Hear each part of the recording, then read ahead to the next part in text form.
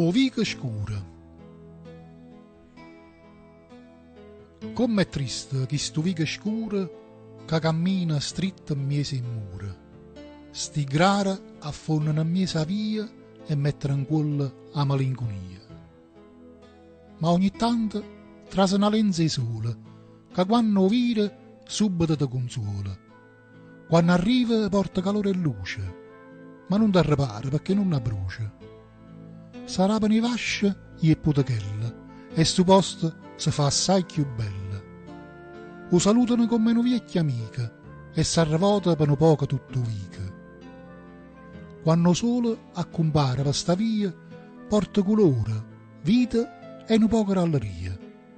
Finalmente piglia vita chi stupica e ci si scorda di tutto un male antico. Pure un amici con un cacciuttiello fanno festa come innamoratiella.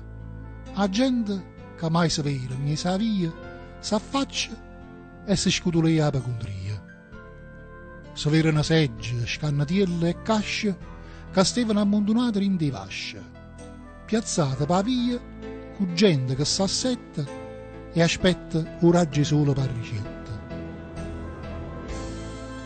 Ci sta oculia e dice due parole e ci si stannecchia per un poco sole. S'affacciano mastrasce e cusature e escono fuori tutte le creature.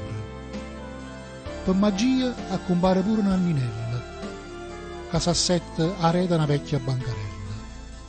E una vecchia che sta sola e campestiente, fa cartare e non si piglia quasi niente. Si vede quando arriva un raggio sole e si mette là senza dicere una parola. Non si sa se sta o sole o venne qualche cosa, ma mostra buccaciello verde e rosa. I guaglioni pazzivano per là attorno e se guarda e ride senza talorno. Si qualcuno la dimanda che venne e si dice che arriva la scella senza penna.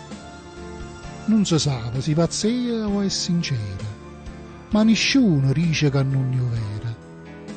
Forse arriva la suona che non si possono realizzare, ma che hanno speranza e aiutano a campare.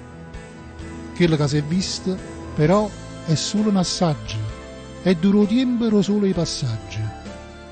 Passato un momento, o vica si fa scura e tutto torna in tuo mistero, e a rete e muro.